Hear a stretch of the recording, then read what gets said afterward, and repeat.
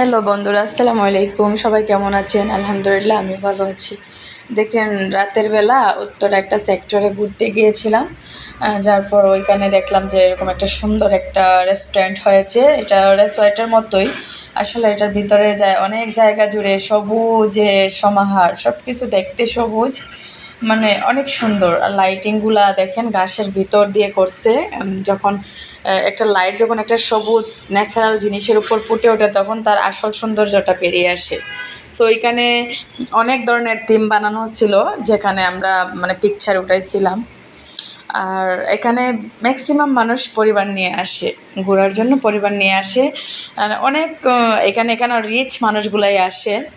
আর এখানে খাবারের প্রাইসটা একটু বেশি, যতই হোক, তবে খাবারের মানগুলো অনেক ভালো।